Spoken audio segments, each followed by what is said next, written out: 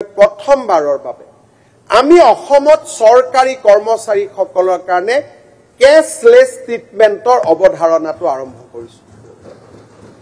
Medical কলেজত যাব cashless treatment হ'ব, কেন্সাৰ হস্পিটেলত যাব কেন্সাৰ ট্ৰিটমেণ্ট হ'ব কেছলেছ। আৰু এই বছৰৰ ভিতৰতে মাদ্ৰাজ, দিল্লী, কলিকতাটো তিনিখন ডাঙৰ হস্পিটেলক আমি কেছলেছ ব্যৱস্থাত আনাৰ বাবে আমি প্ৰচেষ্টা কৰিম। চৰকাৰী কৰ্মচাৰীসকলে এতিয়া কোনোবা এজন মানুহৰ বেমাৰ হৈছে, তেওঁ দিছপুৰত ফাইল ঘুকটিব নালাগে, নিজৰ আই কাৰ্ডখন লৈ গৈ তেওঁ হস্পিটেলত ট্ৰিটমেণ্ট কৰিব পাৰিব। আৰু সেয়ে নহয়, NHM, SSA এইবিলাকত যিবিলাক কৰ্মচাৰীয়ে কাম কৰে তেওঁলোককো আমি 100% মেডিকেল ৰিইম্বাৰ্সমেন্ট দিয়াৰ বাবে সিদ্ধান্ত লৈছো।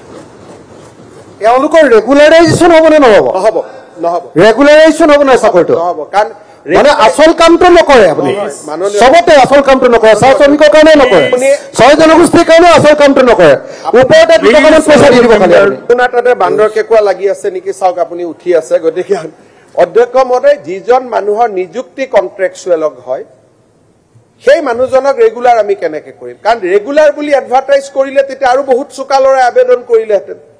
এপইণ্টমেণ্টৰ সময়ত যিটো হ'ব সেইটোৱে কৰিব লাগিব। এইবাৰো আমি টেটৰ টিচাৰক ৰেগুলাৰাইজ কৰিছো by calling them for another interview.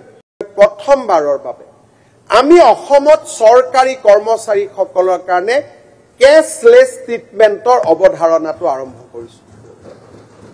Medical কলেজত যাব কেছলেছ ট্ৰিটমেণ্ট হ'ব, কেন্সাৰ হস্পিটেলত যাব কেন্সাৰ ট্ৰিটমেণ্ট হ'ব কেছলেছ। আৰু এই বছৰৰ ভিতৰতে মাদ্ৰাজ, দিল্লী, কলিকতাটো তিনিখন ডাঙৰ হস্পিটেলক আমি কেছলেছ ব্যৱস্থাত আনাৰ বাবে আমি প্ৰচেষ্টা কৰিম। চৰকাৰী কৰ্মচাৰীসকলে এতিয়া কোনোবা এজন মানুহৰ বেমাৰ হৈছে, তেওঁ দিছপুৰত ফাইল ঘুকটিব নালাগে, নিজৰ আই কাৰ্ডখন লৈ গৈ তেওঁ হস্পিটেলত ট্ৰিটমেণ্ট কৰিব পাৰিব। আৰু সেয়ে নহয়, NHM, SSA এইবিলাকত যিবিলাক কৰ্মচাৰীয়ে কাম কৰে তেওঁলোককো আমি 100% মেডিকেল ৰিইম্বাৰ্সমেন্ট দিয়াৰ বাবে সিদ্ধান্ত লৈছো।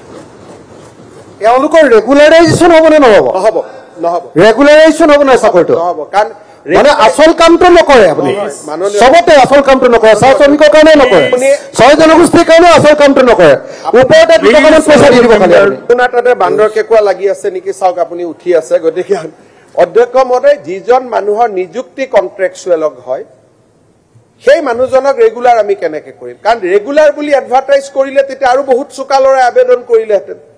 এপইণ্টমেণ্টৰ সময়ত যিটো হ'ব সেইটোৱে কৰিব লাগিব। এইবাৰো আমি টেটৰ টিচাৰক ৰেগুলাৰাইজ কৰিছো by calling them for another interview.